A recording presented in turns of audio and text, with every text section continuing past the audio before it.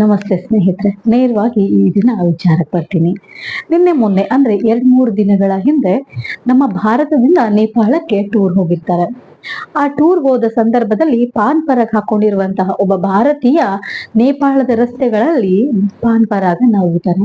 ಅಲ್ಲಿರುವಂತಹ ನೇಪಾಳಿ ಇದು ಭಾರತ ಅಲ್ಲ, ಇದು ನೇಪಾಳ, ಇದನ್ನ ಸ್ವಚ್ಛ ಮಾಡಿ ಹೋಗು ಹೇಳ್ಕೊಂಡು ಅದನ್ನ ಅವನ ಕೈಯಿಂದನೇ ಸ್ವಚ್ಛ ಮಾಡಿ ಕಳಿಸ್ತಾನೆ. ಆತ ಹೇಳ್ತಾನೆ ಇದು ಭಾರತ ಅಲ್ಲ, ಇದು ನೇಪಾಳ ಅಂತ ಹೇಳಿ.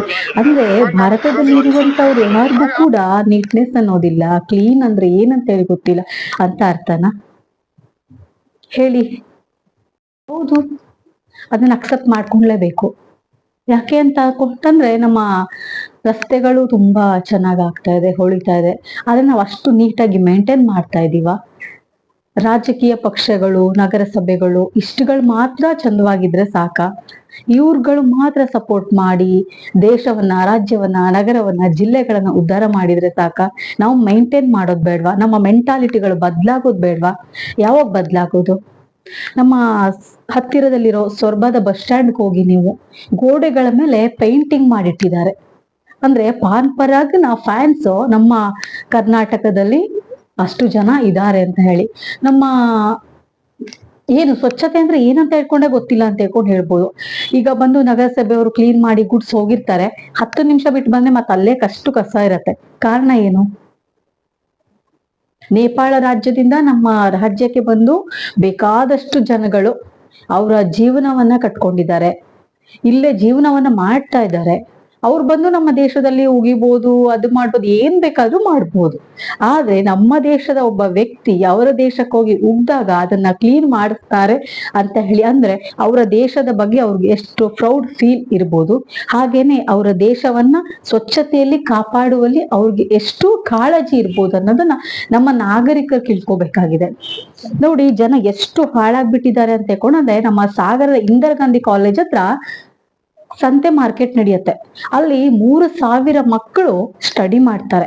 ಒಂದು ಕಾಮನ್ ಸೆನ್ಸ್ ಇರಲ್ಲ. ಒಬ್ಬ ವ್ಯಕ್ತಿಗಳು ಅದೇ ಕಾಲೇಜಿನ ಮುಂಭಾಗದಲ್ಲಿ ಯೂರಿನ್ ಪಾಸ್ ಮಾಡ್ತಾ ನಿಂತ್ಕೊಂಡಿರ್ತಾರೆ. ಇದನ್ನ ಪ್ರಶ್ನೆ ಮಾಡೋರು ಯಾರು? ಹರಿಪುರಕ್ಕೂ ಸಾಗರಕ್ಕೂ ಕಾಂಪಿಟೇಷನ್, ಇದು ಡಿಸ್ಟಿಕ್ ಆಗ್ಬೇಕಾ, ಅದು ಡಿಸ್ಟಿಕ್ ಆಗ್ಬೇಕಾ ಅಂತ ಅನ್ಕೊಂಡು. ಆದ್ರೆ ಎರಡೂ ತಾಲೂಕುಗಳಲ್ಲೂ ಪ್ರಾಬ್ಲಮ್ಗಳಿದೆ. ಅಲ್ಲಿರೋದು ಇಲ್ಲಿಲ್ಲ, ಇಲ್ಲಿರೋದು ಅಲ್ಲಿಲ್ಲ. ಆದ್ರೆ ನಾವು ನಮ್ಮ ಪ್ರಾಬ್ಲಮ್ಗಳನ್ನ, ನಮ್ಮ ಸಮಸ್ಯೆಗಳನ್ನ ಮುಚ್ಚ ಹಾಕೊಂಡು ನಾವು ಇದನ್ನ ಡಿಸ್ಟಿಕ್ ಮಾಡ್ಬೇಕು, ಹಾಗ್ ಮಾಡ್ಬೇಕು, ಹೀಗ್ ಮಾಡ್ಬೇಕಂತ ಹೋಗ್ತಾ ಇದೀವಿ. ಆದ್ರೆ ಈ ಸಮಸ್ಯೆಗಳೇ ಬಗೆಹರಿದೆ ಹೋದ್ರೆ ನಮ್ಮ ತಾಲೂಕು ಡಿಸ್ಟಿಕ್ ಆಗಿ ಏನ್ ಪ್ರಯೋಜನ ಇದೆ? ಈಗ ಸಂತೆ ಮಾರ್ಕೆಟಿಗೆ ಹೋಗ್ಬೋದು, ಅಲ್ಲೊಂದು ಸ್ವರ್ಗ ಇದೆ, ದೊಡ್ಡ ಸ್ವರ್ಗ ಇದೆ. ನೋಡಿ, ಬೇಕಿದ್ರೆ ಸಾಗರಿಕರು ಎಲ್ಲರೂ ಹೋಗಿ ಒಂದ್ಸಲ ಸಂತೆ ಮಾರ್ಕೆಟ್ಗೆ. ನೀವು ಸಂತೆಗೆ ಹೋಗ್ತಾ ಇದ್ದೀರಾ, ಸ್ವರ್ಗಕ್ಕೆ ಹೋಗ್ತಾ ಇದ್ದೀರಾ ಅಂತ ಹೇಳ್ಕೊಂಡು ಗೊತ್ತಾಗಲ್ಲ ಆಕ್ಚುಲ್ ಆಗಿ.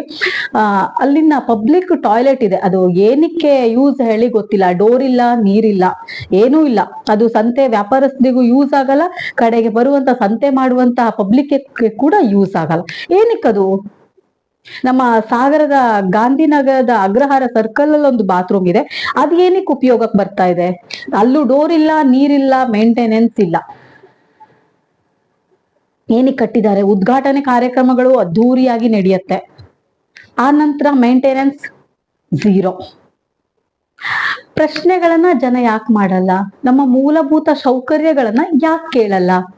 ನೋಡಿ, ನಿಮ್ಮ ಸಾಗರದಲ್ಲಿ ಎಲ್ಲಿ ಬೇಕಾದ್ರೂ ಸುತ್ತರಿರಿ, ನಮ್ಗೆ ಒಂದು ಕಡೆ ಎಲ್ಲಿ government hospital, government bus stand, ಹಳೆ Jog bus stand, BH road, ಅದನ್ನ ಬಿಟ್ರೆ ಕಾಂತೂರ್ ಸ್ಯಾರಿ ಸೆಂಟರ್ ಆಪೋಸಿಟ್ ಇಷ್ಟು ಪಬ್ಲಿಕ್ ಟಾಯ್ಲೆಟ್ ಗಳನ್ನ ಬಿಟ್ರೆ ಬೇರೆ ಎಲ್ಲೂ ಕೂಡ ಟಾಯ್ಲೆಟ್ಗಳು ಇಲ್ಲ. ಎಲ್ಲೋ ಹೋಗಿರ್ತಾರೆ. ಈ ಕಡೆ SN ನಗರ ಅಷ್ಟು ದೊಡ್ಡ ಸಿಟಿ, ಸಿಟಿ ಅಲ್ಲ, ತುಂಬಾ ದೊಡ್ಡ ಏರಿಯಾ ಅದು. ಅಲ್ಲಿ ಸಾವಿರಾರು ಜನಗಳಿದ್ದಾರೆ. ಎಲ್ಲೋ ಬಂದು ಹೋಗಿರ್ತಾರೆ, ಏನೋ ಎಮರ್ಜೆನ್ಸಿ. ಅಲ್ಲಿ ಇರೋರೇ ಅಂತ ಇರಲ್ಲಲ್ವಾ? ಎಲ್ಲಾ ಕಡೆಗಳಲ್ಲೂ ಶೌಚಾಲಯಗಳು ನಮ್ಮ ಸಾಗರಕ್ಕೆ ತುಂಬಾ ಮುಖ್ಯವಾಗಿ ಬೇಕಿದೆ. ಯಾಕೆ ಇದ್ರ ಬಗ್ಗೆ ಯಾರು ಮಾತಾಡಲ್ಲ? ರಸ್ತೆ ಬದಿಲೇ ಟಾಯ್ಲೆಟ್ ಕೂಡ ಮಾಡ್ತೀರಾ. ಇವಾಗ್ಲೂ ಕೂಡ ನಾವಿನ್ನು 25 ವರ್ಷ ಹಿಂದೆನೆ ಇದೀವಿ. ನೀವು ನೋಡ್ಬೋದು, ಇತ್ತೀಚೆಗೆ ಸಾಗರದಲ್ಲಿ ಗಣಪತಿ ಜಾತ್ರೆ ಆಯ್ತು, ರೀಸೆಂಟ್ ಆಗಿ ಮುಗ್ದಿದೆ. ಸಾಗರದ ಗಣಪತಿ ಕೆರೆ ಸಾಗರದ ಹೃದಯ ಭಾಗ ಇದ್ದ ಹಾಗೆ. ನಾವಲ್ಲಿ ನೋಡ್ಬೋದು, ಸಾಗರದಲ್ಲಿ ಜಾತ್ರೆಗೆ ಬಂದಿರೋ ಒಂದಿಷ್ಟು ಟೂರಿಸ್ಟ್ಗಳು, ಆಮೇಲೆ ವ್ಯಾಪಾರಸ್ಥರು ಎಲ್ಲರೂ ಕೂಡ ಗಣಪತಿ ಕೆರೆಯಲ್ಲಿ ಚೊಂಬಿಟ್ಕೊಂಡು ಸ್ನಾನ ಮಾಡ್ತಾ ಇದ್ರು. ಅದನ್ನು ತುಂಬಾ ಜನ ಸಾಗರಿಕರು ಗಮನಿಸಿರ್ತಾರೆ ಕೂಡ. ಗಮನಿಸಿರ್ತೀರಲ್ವೋ ಗೊತ್ತಿಲ್ಲ, ಬಟ್ ನಾನಂತೂ ಅಬ್ಸರ್ವ್ ಮಾಡಿದೀನಿ. ಅಲ್ಲೇ ಕೆರೆ ಪಕ್ಕದಲ್ಲಿ ಟಾಯ್ಲೆಟ್ ಕೂಡ ಮಾಡೋರಿದ್ದಾರೆ. ಕೆರೆಯಲ್ಲೇ ವಾಶ್ ಮಾಡ್ಕೊಳ್ಳೋರಿದ್ದಾರೆ, ಸ್ನಾನ ಮಾಡೋರಿದ್ದಾರೆ. ಎಷ್ಟು ವರ್ಷ ಹಿಂದೆ ಇದೀವಿ ನಾವು ಹಾಗಿದ್ರೆ? ಯಾರು ಪ್ರಶ್ನೆ ಮಾಡೋದು ಇದನ್ನೆಲ್ಲ? ಯಾರು ಸರಿ ಮಾಡೋದು? ಒಂದಿಷ್ಟನ್ನ ಆಡಳಿತದವ್ರು ಸರಿ ಮಾಡಿದ್ರು ಕೂಡ ಒಂದಿಷ್ಟನ್ನ ನಾಗರಿಕರು ಸರಿ ಮಾಡ್ಬೇಕಾಗತ್ತೆ. ಅವ್ರೇನೋ ಮಾಡ್ಬಿಡ್ತಾರೆ, ಮೇಂಟೆನೆನ್ಸ್ ಯಾರು ಮಾಡ್ಬೇಕು? ಅದನ್ನ ನಾವೇ ಮಾಡ್ಬೇಕು. ಎಲ್ಲೋ ಒಂದಿಷ್ಟು ಪಾರ್ಕ್ಗಳನ್ನ ಮಾಡ್ತಾರೆ, ಮಕ್ಕಳಿಗೋಸ್ಕರ ಅಂತ ಹೇಳಿ ಮಾಡಿರ್ತಾರೆ. ಹೋಗ್ತೀರಾ ನೀವು ಪೇರೆಂಟ್ಸ್ಗಳು, ಹೋಗ್ತೀರಾ, ಕೂರ್ತೀರಾ, ಆಟ ಆಡ್ತೀರಾ, ಮುರ್ದಾಡ್ತೀರಾ, ಹಾಳು ಮಾಡ್ತೀರಾ, ಬಂದ್ಬಿಡ್ತೀರಾ. ನೆಕ್ಸ್ಟ್ ಪಾರ್ಕ್ ಸರಿ ಇಲ್ಲ, ಎಲ್ಲ ಹಾಳಾಗೋಗ್ಬಿಟ್ಟಿದೆ, ಮೇಂಟೆನೆನ್ಸ್ ಇಲ್ಲ, ಹಾಗಿಲ್ಲ ಹೀಗಿಲ್ಲ. ಹಾಳು ಮಾಡಿರೋದು ಯಾರು? ನಾವುಗಳೇ. ಮಾಡ್ಕೊಡುವಾಗ ಎಷ್ಟು ಧೈರ್ಯವಾಗಿ ಇದನ್ನ ಮಾಡ್ಕೊಡಿ ಹೇಳಿ ಕೇಳ್ತೀವೋ ಅದನ್ನ ಉಳಿಸ್ಕೊಳ್ಳೋಕೆ ಕೂಡ ಅಷ್ಟೇ ಅರ್ಹತೆ ಇರ್ಬೇಕು ಅಲ್ವಾ? ಈಗ ನಮ್ಮ ಭಾರತದ ಮರ್ಯಾದೆಗೆ ಒಬ್ಬ ನೇಪಾಳಿಯ ಮುಂದೆ, ಅಂದ್ರೆ ಏನೂ ಅಲ್ಲದಿರುವ ನೇಪಾಳ, ಅಂದ್ರೆ ನೇಪಾಳದ ಎಷ್ಟೋ ಬಹುಸಂಖ್ಯಾತರು ನಮ್ಮ ಭಾರತಕ್ಕೆ ಬಂದು ಜೀವನವನ್ನು ಕಟ್ಕೊಂಡಿದ್ದಾರೆ. ನಮ್ಮ ಭಾರತದ ರೂಪಾಯಿ ಅವರ ಹಣದ ಮುಂದೆ ಕೇವಲವಾಗಿದೆ ಅಲ್ವಾ? ಹಾಗಿರುವಾಗ ನಮ್ಮ ಭಾರತಕ್ಕೆ ಬಂದು ಅವರ ಜೀವನವನ್ನ ಕಟ್ಕೊಂಡು ಇಲ್ಲೇ ಉದ್ಯೋಗವನ್ನ ಮಾಡಿ ತುಂಬಾ ಚಿಕ್ಕ ರಾಷ್ಟ್ರವಾಗಿರುವಂತ ಆ ರಾಷ್ಟ್ರದ ಸ್ವಚ್ಛತೆ ಬಗ್ಗೆ ಅವ್ರಿಗಿರುವಂತಹ ಗಮನ ನಮ್ಗೆ ಯಾಕಿಲ್ಲ? ರಸ್ತೆಗಳು ಮಾಡ್ತಾ ಇದ್ದಾರೆ, ಕಾರಿಡಾರ್ಗಳು ಮಾಡ್ತಾ ಇದ್ದಾರೆ. ಕಾರಿಡಾರ್ಗಳು ಏನಕ್ಕೆ? ನಮ್ಮ ಮನೆಯ ಡ್ರಮ್ಗಳನ್ನ, ಕೊಡ್ಪಾನಗಳನ್ನ, ಬೈಕ್ಗಳನ್ನ, ಇನ್ನು ಹಲವಾರು ವಸ್ತುಗಳನ್ನ ಇಡ್ಲಿಕ್ಕೆ, ಅಂಗಡಿ ಮಾಲ್ಗಳನ್ನ, ಶಾಪ್ಗಳನ್ನ, ಫ್ರೂಟ್ ಶಾಪ್, ಫ್ಲವರ್ ಶಾಪ್, ಇವುಗಳನ್ನ ಇಡ್ಲಿಕ್ಕೆ. ಜನ ಓಡಾಡೋದಿಲ್ಲಿ ಅಲ್ವಾ? ಎಲ್ಲಿ ಜನ ಓಡಾಡೋದು? ಯಾವಾಗ ಬದಲಾಗೋದು ಈ ಜನಗಳು? ದೇಶದ ಮರ್ಯಾದೆ ರಾಷ್ಟ್ರ ಮಟ್ಟದಲ್ಲಿ ತುಂಬಾ ಇಂಟರ್ನ್ಯಾಷನಲ್ ಲೆವೆಲ್ ಅಲ್ಲಿ ಹಾಳಾಗ್ತಾ ಇದೆ. ಹಾಳು ಮಾಡ್ತಾ ಇರೋರು ಬೇರೆ ಯಾರು ಅಲ್ಲ, ನಮ್ಮ ದೇಶದವ್ರೆ. ಏನಿದೆ ಅದ್ರಲ್ಲಿ? ನಮ್ಮ ಸಾಗರ ಬಸ್ ಸ್ಟ್ಯಾಂಡ್ ರೀಸೆಂಟ್ ಆಗಿದೆ, ತುಂಬಾ ವರ್ಷಗಳು, ಸಾವಿರಾರು ವರ್ಷಗಳ ಹಳೇದಲ್ಲ, ನೂರಾರು ವರ್ಷಗಳ ಹಳೇದಲ್ಲ, ರೀಸೆಂಟ್ ಆಗಿದೆ. ಹೋಗಿ ನೋಡಿ, ಅಲ್ಲಿನ ಗೋಡೆಗಳು ಡ್ರಾಯಿಂಗ್ ಮಾಡಿದ್ದಾರೆ. ಎಂತ ರವಿವರ್ಮನಿಗೂ ಕೂಡ ಮಾಡಕ್ಕಾಗದೆ ಇರುವಂತ ಕಲೆಗಳು, ಚಿತ್ರಕಲೆಗಳು ಆ ಜಾಗದಲ್ಲಿದೆ.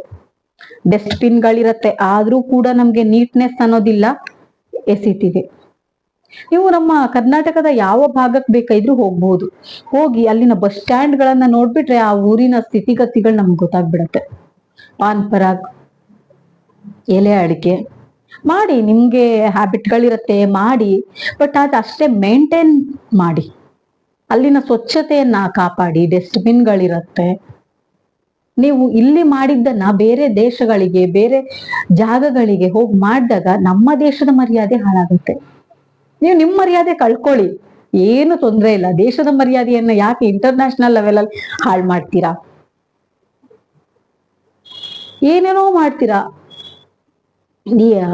ಯಾರಿಗೂ ಕೂಡ ನೈತಿಕತೆಯ ಬಗ್ಗೆ ಅರಿವೇ ಇಲ್ಲ. ಯಾವ್ದನ್ನ ಹೇಗೆ ಸಂಭಾಳಿಸ್ಬೇಕು, ಯಾವ್ದನ್ನ ಹೇಗೆ ಉಪಯೋಗಿಸ್ಕೊಬೇಕು ಅನ್ನುವಂತ ಸೆನ್ಸ್ ಇಲ್ಲ. ಆ ಸೆನ್ಸ್ ಅನ್ನ ಯಾವಾಗ ಬೆಳೆಸ್ಕೊಳ್ತೀರಾ?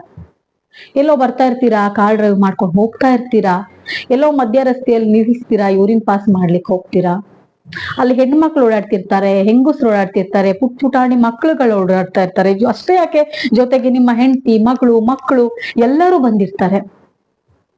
ಲೆಸನ್ ನಿಮ್ಮಿಂದ ಅವ್ರಿಗೆ ಲೆಸನ್. ಹೀಗೆ ಮಾಡಿ ನೀವು ಕೂಡ ನೆಕ್ಸ್ಟ್ ಜನರೇಷನ್ಗೆ. ಇದರಿಂದ ಹೊರಗ್ ಬನ್ನಿ.